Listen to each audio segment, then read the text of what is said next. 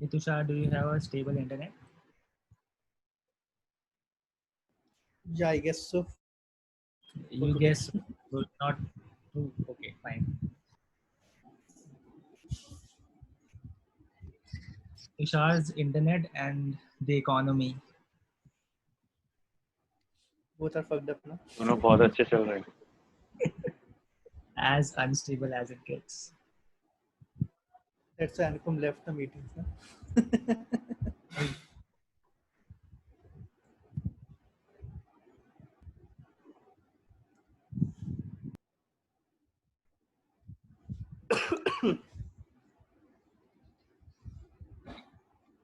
Like, who is taking the charge? I will not be able to do it. That's what she said. But record हो रहा है. कोई unlisted video की तरह डालता हो तो there is no harm.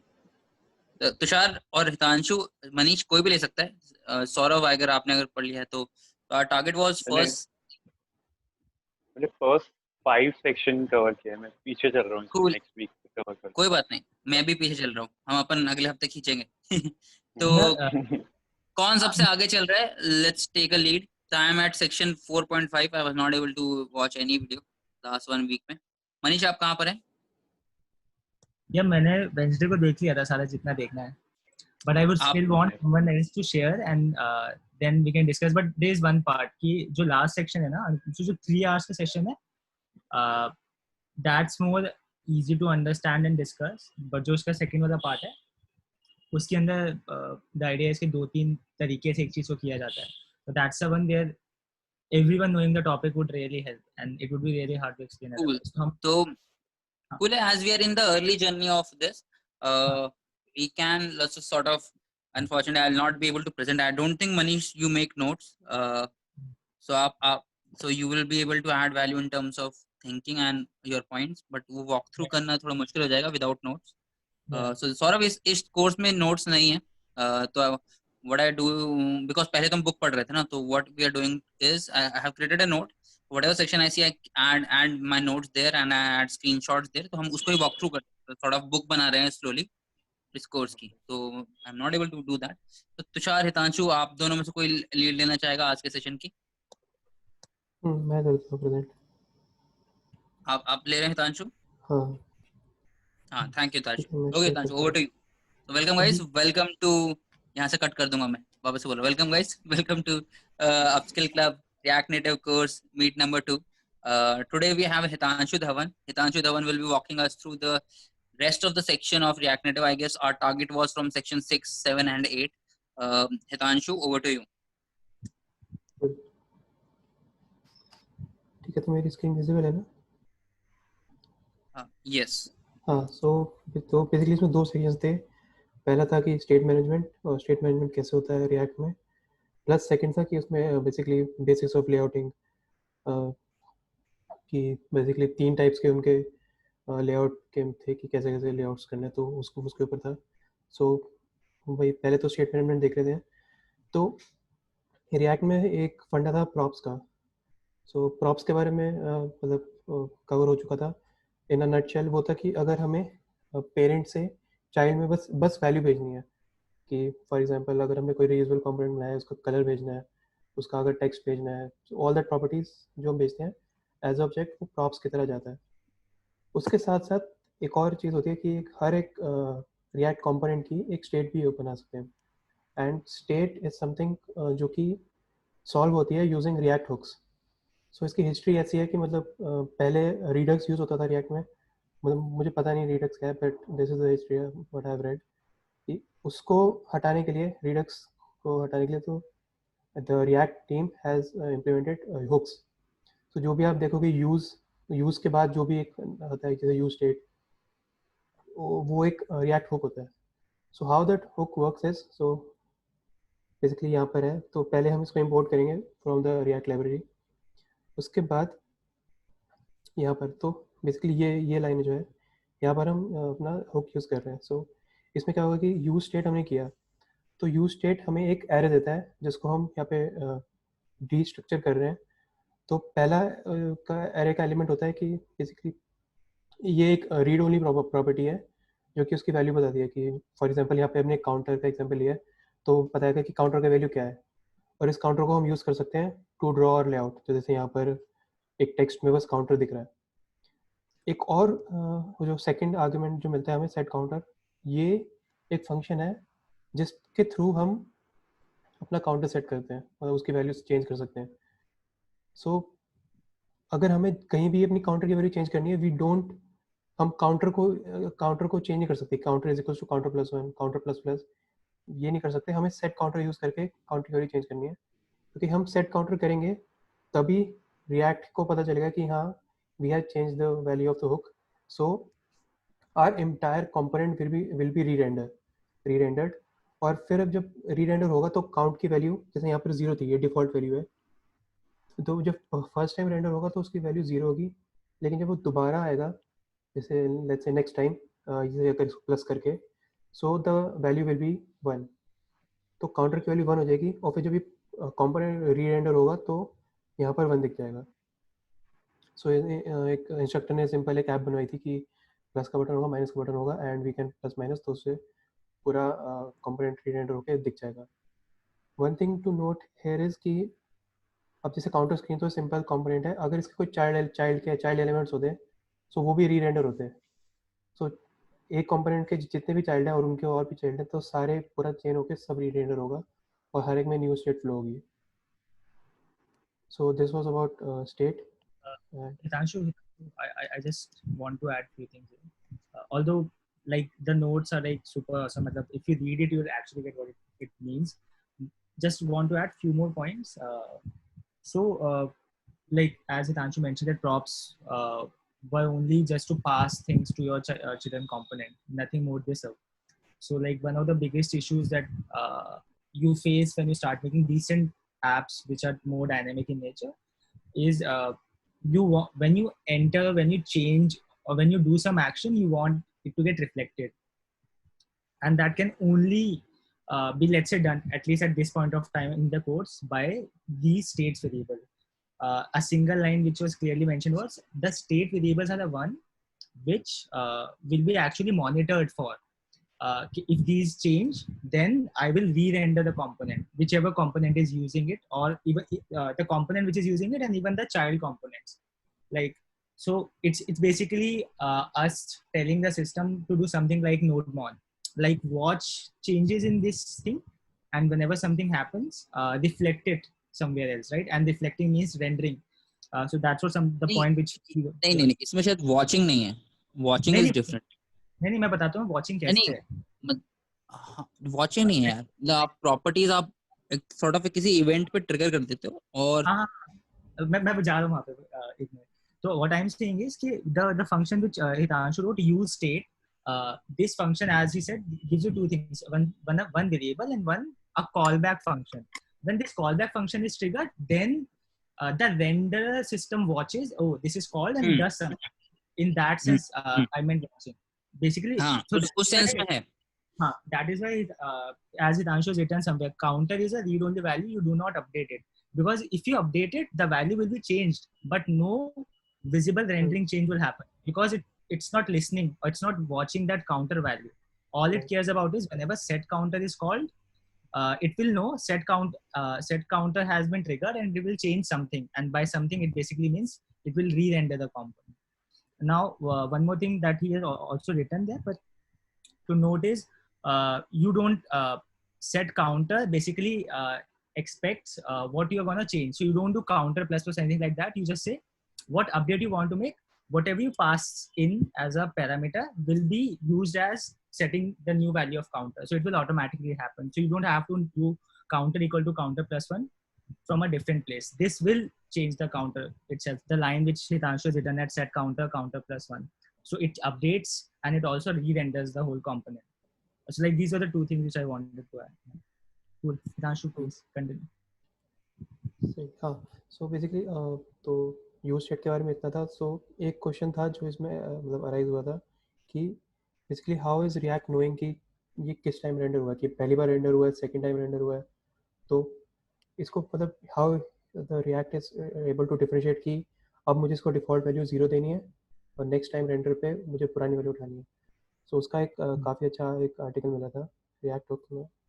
Basically इन्होंने पूरा इंटरनल्स बताया। सो इस पे हाँ, सो इन अ नटशेल क्या होता है कि जब भी हम रिएक्ट हुक यूज़ करते हैं तो हर एक कंपोनेंट में एक एरे बन जाता है।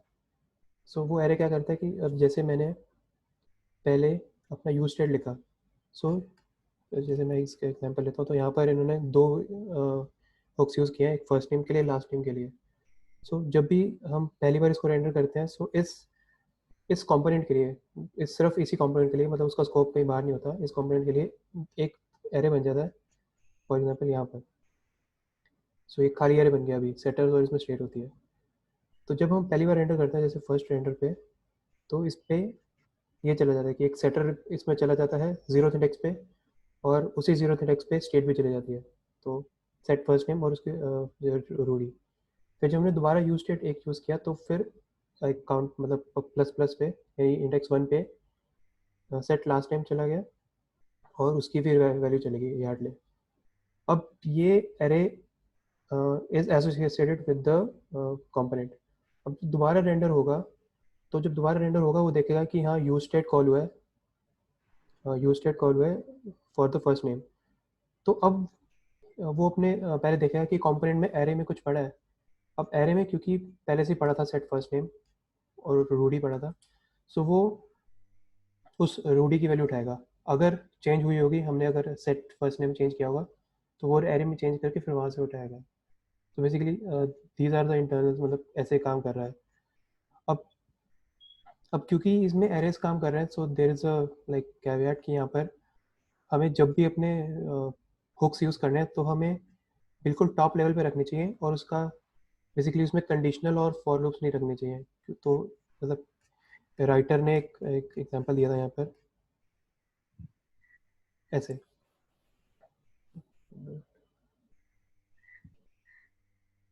यहाँ पर सो इस राइटर ने क्या किया कि पहले एक फर्स्ट रेंडर का वेरिएबल लिया और अपनी स्टेट इस इफ ब्लॉक के अंदर डाली। तो पहली बार ये स्टेट आएगी, लेकिन सेकेंड टाइम ये मतलब पहली बार ये स्टेट इनिशियलाइज हो जाएगी, लेकिन सेकेंड टाइम नहीं होगी क्योंकि वो फॉल्स हो चुका है। तो इससे हमारी पूरा स्टेट का एरे बिगड़ गया, क्योंकि इसमें क्या होगा कि पहले हमने ट्रू लिया तो फर्स्ट इंडेक्स में रूडी गया, सेकंड में फिर हमारा ये बेसिकली ये वाला गया फर्स्ट नेम, फिर लास्ट नेम गया। तो जब नेक्स्ट टाइम आएगा तो वो एरे, तो बेसिकली ये वाला फंक्शन नहीं चलेगा रिएक्ट हुक वाला। तो वो जब यहाँ पर आएगा तो ये अपने इंडेक्स 1 से नहीं देखेगा, इंडेक्स 0 पे देखेगा, जो कि रूडी की स्टेट थी। सो इससे पूरा स्टेट मिसमैच हो जाएगा। तो ये हमें एक ध्यान रखना होता है कि जब भी हमें कोई मतलब रिएक्ट हुक्स यूज़ कर रहे हैं, सो उसको फॉर लूप्स या इसमें ना रखें कि ताकि स्टेट इसमें मिसमैच ना हो। सो ये काफ़ी अच्छा आर्टिकल था, मैं इसका लिंक शेयर कर दूँगा। हाँ, पिंग कर दो। So yes, Cool. so this was about React hooks.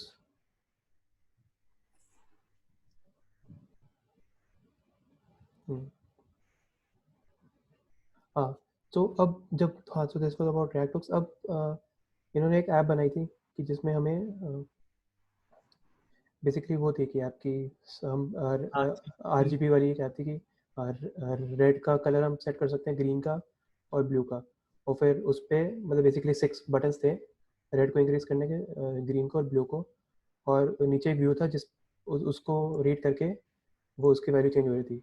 So now the question he asked was कि अब हमें स्टेट का रखनी चाहिए कि बेसिकली चाइल्ड में स्टेट होनी चाहिए कि उसका काउंटर कितना है रेड का कलर का, या फिर पेरेंट के पास होना चाहिए।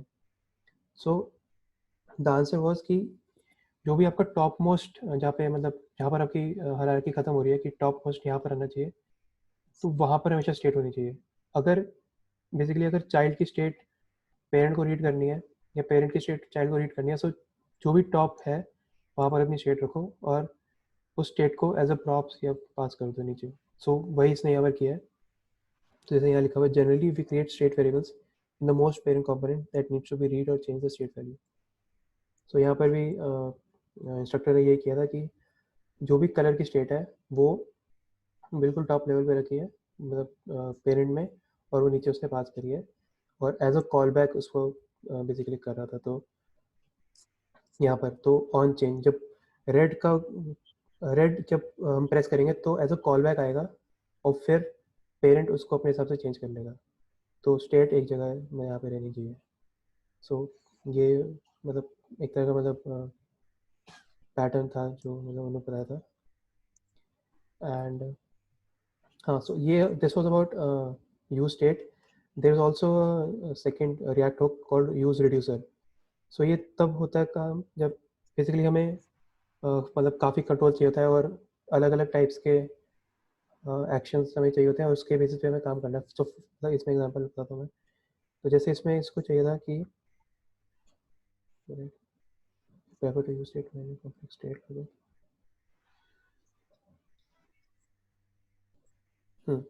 सो इसमें क्या होता है कि एक हम फंक्शन बनाते हैं रिड्यूसर करके।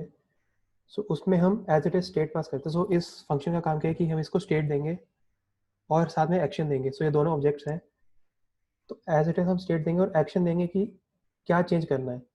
सो फॉर एग्जांपल एक्शन में हमने टाइप दिया है और उसका काउंट दिया है। सॉरी, हाँ बस टाइप दिया है। सो इसमें हम क्या कर रहे हैं कि हमने बस स्टेट दे दी उसको कि जैसे रेड का कलर इतना है, ग्रीन का कलर इतना है, ब्लू का कलर इतना है, और हमने उसको ये बता दिया कि इस पर क्या एक्शन करना है। तो रिड्यूसर फंक्शन क्या करेगा कि एक नया ऑब्जेक्ट बनाएगा विद द न्यू स्टेट और वो सारे एक्शन उस पर अप्लाई कर देगा। सो जैसे यहाँ पर क्या हो रहा है कि हमने देखा कि एक्शन डॉट टाइप है तो हमें इस पर इंक्रीमेंट करना है। सो इंक्रीमेंट एक एक्शन है तो हमने हमने स्टेट को चेंज नहीं किया। तो ये इस पर ध्यान रखना है कि हमें स्टेट चेंज नहीं करनी लेकिन एक नया स्टेट रिटर्न करना है। सो हमने क्या किया, एक नया स्टेट बनाया जिस पे हमने काउंट की वैल्यू स्टेट डॉट काउंट जो पहले से थी उसको प्लस कर दिया और डिक्रीमेंट में उसको माइनस कर दिया। So this is our reducer function done. अब ये यूज़ कहाँ होगा, यहाँ पर। तो जैसे हम यूज़ रिड्यूसर, तो this is a react hook. तो जब भी हम यूज़ रिड्यूसर को यूज़ करेंगे तो हमें एक फंक्शन देना है रिड्यूसर जो हमने ऊपर बनाया था यहाँ पर, और साथ में हमने एक स्टेट दे दी कि क्या वैल्यू होगी, तो रेड ग्रीन ब्लू की। सो ये हमने किया। अब तो इसमें ये वापस जैसे पहले की तरह था कि स्टेट देगा और डिस्पैच देगा, और हमें स्टेट से तो हमें अपनी स्टेट मिल जाएगी, रेड ग्रीन की वैल्यू निकाल लेंगे। डिस्पैच हमें तब यूज़ करना है कि जब हमें बेसिकली वैल्यू चेंज करनी है। तो डिस्पैच में हम वही एक्शन देंगे जो हम यहाँ दे रहे हैं। सो यहाँ पर हम वो ऑब्जेक्ट देंगे एक्शन वाला, तो react will automatically call this reducer function क्योंकि वो हम इसको यहाँ दे रहे थे, और वो जो भी स्टेट है उस टाइम पे उस पर ये वो स्टेट यहाँ पास करके और एक्शन जो हमने दिया डिस्पैच फंक्शन को वो यहाँ पास करके he'll ask for a new state, और वो स्टेट फिर नेक्स्ट टाइम इस स्टेट को मिल जाएगी जो यहाँ पर वेरिएबल है, and we can use this state to render our component. और वो री रेंडरिंग वाला काम हमेशा होगा क्योंकि ये बेसिकली इंटरनली ये भी एक रिएक्ट हुक ही है। सो बेसिकली तो डिफरेंस क्या है कि रिड्यूसर और स्टेट में, तो रिड्यूसर में एक तो हमें काफ़ी मतलब वो एक ये फंक्शन हम डिफाइन कर सकते हैं, तो काफ़ी हमारे पास कंट्रोल आ जाता है कि क्या करना है, कितना करना है, कैसे करना है। All that we can define in a function. तो जैसे यहाँ पर कहीं लिखा भी हुआ था, use reducer is usually preferable to use state when we have complex state logic that involves multi sub values and what next state depends on the previous one। So वही है, जब आपके पास ऐसे काफ़ी सारे केसेस आ जाएं और आपको डेटा पास करना पड़े कि क्या कितना चेंज करना, so you can use reducer. एक अच्छा एग्जांपल जो इसमें लीड भी किया हुआ था, तो उसने बोला भी था जो काउंटर वाला एग्जांपल है, it's just a example. I would not use reducer for counter one because there is only one variable which you have to change, and you were actually avoiding the function which was written here, increment decrement one. But for the example which Hitanshu mentioned, the RGB one, where you can increase the value of 3 variables, red, green, blue, and you also can decrease them, right? So there he sort of said, because there are 6 buttons, you have basically 6 states to be managed, right? So if you only use states, you would actually make 3 variables, 3 states, basically red state, green state, and blue state. And then managing 3 states and putting a validation logic, like the one that has been added if state count is greater than 255, which is basically invalid color, is something which becomes harder and harder. So managing multiple correlated states as written in, I think this as written in the original definition, and putting validation logic, both really get solved when you use this. And I think one of the good things which really helped me understand this topic was generally knowing the idea of reduce function, right? When you start a reduce function, you give it a default value, then you do some action, you do some if else logic, right? And at the end, you always make sure that you return a proper accumulated object with the same shape as the initial object. So as you can notice here, when you are using use reducer, can you go below, Hitanshu? There was a good example there actually. You can see the object has three keys, red, green, blue. So if you just have to even write a normal reduce function, you have to make sure that the function should return an object with these three keys, right? You increment it, decrement it, that's a choice that you take in the function. So that is why you can see at line, was this just, can you go a little above? No, it's just there. So if state count is greater than 255, return nothing. That's wrong, because the reducer function will set state equal to undefined, right? That would be wrong. So that is why you have to make sure that you keep the structure of the state and you always return the original shape of the state object and nothing else. You should never return null or undefined, because then you will start seeing an error, can't render null, something like that. So that is why, again, you know why we have to use reducer, but just always keep in mind the normal Java reduce function. All the principles you use in that, you give, you actually write an accumulator function, you give an accumulator value, and you keep the accumulator shape or the data structure accumulator same when you return from that function. Just follow those logics and you will be good with this thing as well. Yeah. Anshu, over to you. So this was all about React hooks or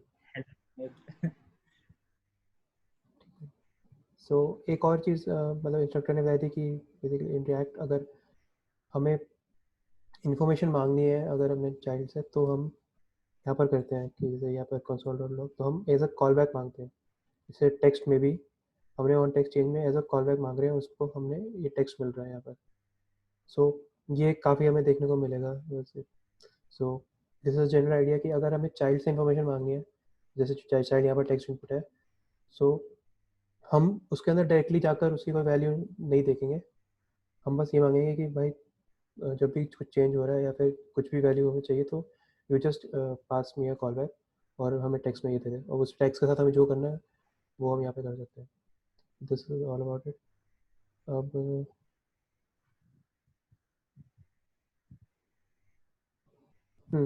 यही था इसमें। Cool. हाँ, अब जो अभी इसमें कुछ add करना है किसी को? This is about the React 6 थोड़ा बहुत hooks.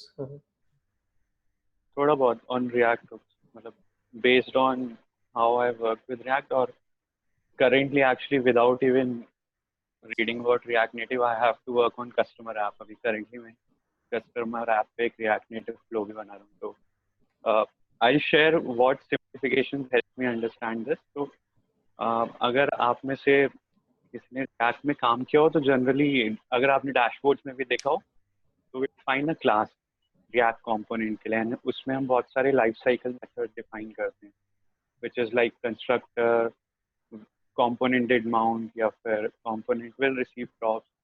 So what I found with this hooks is it is basically simplifying that logic for you. So अगर आप जनरली इसको क्लास की टर्म्स में रखते हैं, तो जो आपने हुक्स में डिफाइन किया है ना अपने इनिशियल अपने state variables, so you would define that in the constructor and you would say कि this dot state is इतना सब कुछ। उन्होंने बहुत simplify कर दिया within a single statement. And similarly जो आपके काफ़ी सारे life cycle methods होते हैं, वो सब इन्होंने इन अ वे रिड्यूस ही कर दिए कि एक आपको जनरली ये करना होता है कि कुछ प्रॉप्स के चेंज पे या फिर कुछ एक्शन पे आपको अपने स्टेट वेरिएबल अपडेट करने होते हैं। अगर मैं डैशबोर्ड के एग्जांपल लूँ कि लेट्स से अगर किसी ने कुछ डिसेबल बटन दबाया, तो मैं उसको डिसेबल कर देना चाहता हूँ एक टेबल के रूप में, तो उसके लिए आप सेट स्टेट यूज़ करते हो। वो भी इन्होंने जो हमें यूज स्टेट में सेकंड कॉल बैक मिल रहा है उससे सिंप्लीफाई कर दिया है। तो अंकित से भी जो मैं डिस्कस कर रहा था, कंपोनेंट विल रिसीव प्रॉप्स एक बहुत ही हेवीली यूज फंक्शन था, जिसमें हम ये सब करते थे कि अगर प्रॉप में ये चेंज हुआ तो ये सब करो। तो दैट इज ऑल्सो सिंप्लीफाइड, जो इसमें नहीं बताया हुआ, यूज इफेक्ट करके एक फंक्शन है। तो hooks are basically helping us simplify that class वाला लॉजिक जितना मुझे समझ आया। Second part I found was कि ये जो यूज रिड्यूसर वाला है, इसमें क्वेश्चन था मेरा कि is is this a necessity कि हमें रिडक्स यूज करना ही पड़ेगा to use this use reducer वाला थिंग, या फिर does it work independent of Redux? So we didn't import anything extra from what we use for state. So I don't okay, think that's the case. But if use reducer itself is internally importing Redux, then I don't know. What do you तो think? Redux का अगर simplified version बताऊं तो एक, तो आप component level पे state में मेंटेन कर सकते हो, और when your app grows you basically start maintaining state at a store level, जहाँ की आपकी कंपोनेंट की स्टेट भी आप स्टोर में ले जाते हो, एंड उस स्टेट को म्यूटेट करने के लिए एक काफी डिफाइंड वे होता है ऑफ रिडक्स कि आप एक एक्शन डिस्पैच करते हो। जैसे करेंटली हितांशु का जो एग्जांपल था कि बटन क्लिक पे हम इंक्रीमेंट डिक्रीमेंट कर रहे थे, the Redux way to do it, जैसे इसमें रिड्यूसर में भी क्या हुआ है कि यू डिस्पैच एन एक्शन, वो एक्शन जाता है स्टोर में, वहाँ स्टेट अपडेट होती है, and you fire that state properties to your component, जो रिडक्स के फंक्शंस होते हैं, मैप डिस्पैच टू प्रो तो मैप। मतलब इसके अंदर एक्शन कहीं भी इंटरनल कंपोनेंट के पास नहीं जा रहा। इफ यू नोटिस, जो रिड्यूसर फंक्शन है वो use reducer, basically I know कि यूज रिड्यूसर कॉल कर रहा है, बट देन अगेन मतलब for me it might be true. Again, I don't have that good of understanding of how internally it's working, but personally I just thought, like, we have normal variables, we manage them by some complex logic, but when we use reduce function, it allows us to do certain iterations over multiple things, Right. right? And we just extract that logic out and we call it the reducer function, right? And similar thing has happened here. So for me, use reducer is basically use state plus this reducer function, right? So I can Right. actually imagine it getting implemented with use state itself internally, like it can totally be done. So I'm not sure if Redux is getting involved in this or not, but Right. at least It might be it might be inspired from Redux file implementation, क्योंकि yeah. ये reducer is generally the store of every component if we say Yeah, it seems action पे inspired. जो, तो वो भी simplify कर दिया इन्होंने कि Redux की भी जरूरत नहीं है, you just use. Yeah. So Saurabh की जो Redux की बात हो रही है, so is it a library you are talking या फिर as a pattern? Redux is basically a library. तो Facebook का भी एक था, तो Redux and एक और होता है Flux, जो मैंने 2016 में पढ़ा था। तो these are basically data flow patterns in a React library. तो जो मैं बता रहा था ना कि आप स्टेट या तो लोकली मेंटेन कर सकते हो, या फिर आप कुछ एक बेटर पैटर्न फ्लो रख सकते हो जहाँ आपकी स्टेट अलग से एक अलग मॉड्यूल में मेंटेन्ड है। तो Redux and Flux are generally that pattern only, कि आपका डेटा कैसे फ्लो हो रहा है, कैसे अपडेट हो रहा है, to keep it consistent across all components. तो Redux और Flux में एक जो मेजर डिफरेंस मुझे याद आ रहा है, दैट इज कि Redux में ग्लोबल स्टेट मेंटेन होती है। Flux प्रमोट्स द आइडिया कि हर एक स्टेट के हर एक कंपोनेंट की एक लोकल स्टेट होगी जो उसके स्टोर में मेंटेन हो रही होगी, nobody else can access it. With Redux, you basically states can be shared between multiple components. So that is a data flow pattern, and I think people generally use Redux over Flux. और इससे भी काफी लग रहा है कि even with the newer developments, people have started promoting Redux way of doing things. So just to maybe just go deeper, you said sharing data between components. Are we talking about parent-child components or like literally some unrelated components as well? They can be anything. So consider your Redux state as a global variable, and everyone has access to that. The only catch with that global variable is that there are some defined actions through which you can update that state. So Redux may generally, while defining the store, you define some variables, and variable has an object which is its state. And फिर आप हर एक variable के लिए एक reducer लिखते हो कि Sure. अगर इस पे ये एक्शन आया तो I have to do this, इस पे ये आया तो I have to do. Maybe we actually delve into that when we actually make a complex app. Right now, more of them are like parent-child, like one screen developer. Right. हाँ, इसमें Possibly, एक और which I would like to share is कि जो हितांशु ने भी point out किया था कि पेरेंट से we are generally passing a function, तो the props that we get as I am not sure अगर ये लास्ट लेक्चर में कवर हुआ है नहीं, but props are suppose to be only read only components. You can't Yeah. mutate the props. That would basically lead to some undefined behavior. So parent could send things to child either to मतलब share data with the children, with the siblings, और जैसे तांशु का example था कि अगर parent को child से कोई वैल्यू भी चाहिए ना, तो the React way of doing this is कि parent will pass a function which child will call with its value. So parent can pass props to children, but there is no other way other than this to for a child to pass it to the parent, other than if we use a redux वाला thing कि एक global state हो और उसको subscribe कर रखा हो parent ने भी. and correct me if I'm wrong, but I also remember this line that if something is changed at a parent level, the child level is also re-rendered. Right. Assuming it to go in the other direction would really be problematic. Like हाँ, if you change some child component, the like वो grand cycle में also. फंस जाएगा. So I think that would have made them to take this conscious call that parents should give data to child and not vice versa. और एक even engineering में generally एक unidirectional flow is promoted, right? Yeah. This actually promotes that. Yeah, sure. Interesting. Cool. Anything else, Tushar? Vipin, you want to add? Cool. So जैसे अब Redux के बाद so जैसे React Native introduced hooks. So is it a replacement or a मतलब addition with Redux? Use reducer. I mean hooks. To dispatch Hooks introduce हुए हैं. hooks I don't think has anything to do with Redux. Hooks are, I think, an enhancement to React, not Redux. Okay.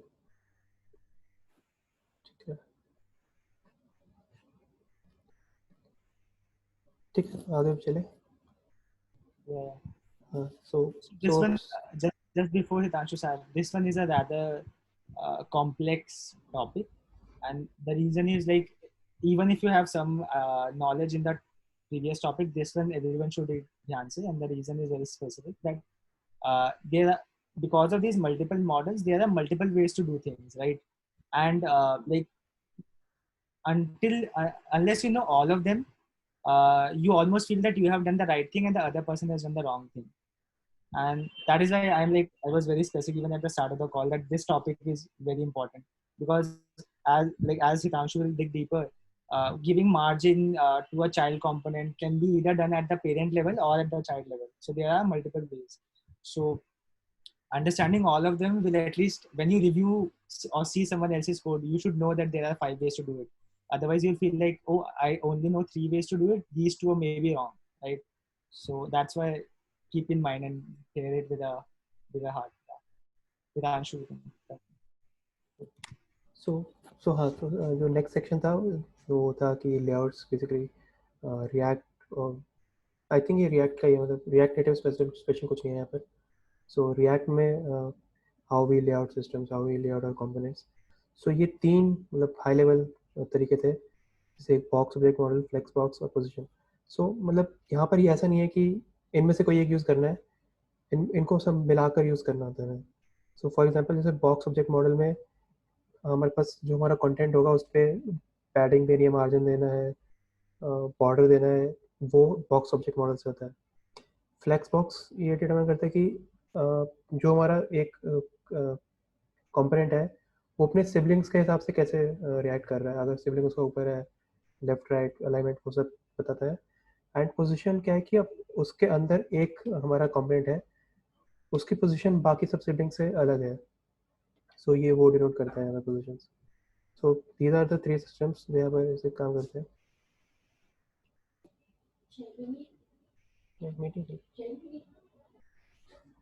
सो हाँ, so first वाला है box object model. सो इसमें मतलब कि काफ़ी simple है कि जैसे कंटेंट है, उसके अंदर पैडिंग है, border margin. So this is explanatory काफ़ी. So the next one is flex box. तो फ्लेक्स बॉक्स में क्या होता है कि जैसे ये वाला सेकंड सिस्टम है कि सिबलिंग्स के हिसाब से हम डिफाइन करते हैं कि कैसे है. तो जो डिफ़ॉल्ट वैल्यू होती है इसकी स्ट्रेच होती है. तो अगर हम कोई भी हम अपना कंपोनेंट में JSX से अपना व्यू बनाएंगे, उसके अंदर जैसे टेक्स्ट डाल रहे हैं, तो वो बाय डिफ़ॉल्ट स्ट्रेच रहेंगे, यानी वो पूरी विड्थ लेंगे और जो भी एलिमेंट्स होंगे वो एक के नीचे एक आते रहेंगे. अब अगर हमें उसमें फ्लेक्स स्टार्ट करना है, सो वो बेसिकली उतनी स्पेस लेंगे जितनी उनको चाहिए. अगर टेक्स्ट हुआ तो मतलब वो बस ऐसे हो जाएंगे. एंड्रॉइड के टाइम उसमें इसको एज अ रैप कंटेंट बोलते हैं. सो वो एक एनालॉजी है. सेंटर में वो सेंटर हो जाएंगे.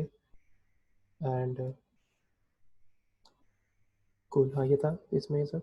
एंड फ्लेक्स डायरेक्शन से हम क्या कर सकते हैं कि हम ये डिफाइन कर सकते हैं कि एज अ कॉलम है या फिर रो है.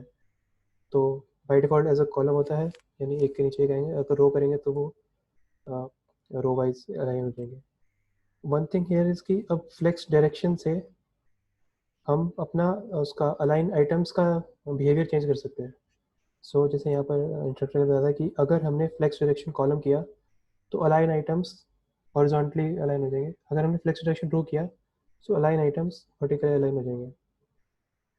सो इसका एग्जांपल है कि अगर लेट्स से कि मैंने फ्लेक्स डायरेक्शन अगर रो किया, फ्लेक्स डायरेक्शन रो करके मैंने अलाइन आइटम स्ट्रेच किया, तो वो जो चाइल्ड बना है वो ऐसा नहीं दिखेगा, ऐसा पूरा भर जाएगा.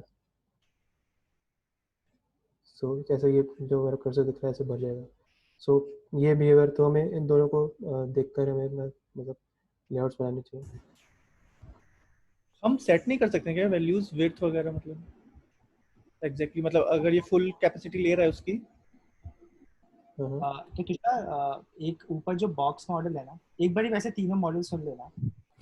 But the box model basically, as Tanshu, can you go to the diagram?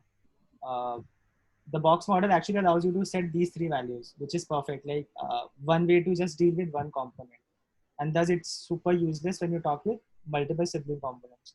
So yes, अगर margin, border, padding set करना है, you literally have three variables, and you can just set them from मतलब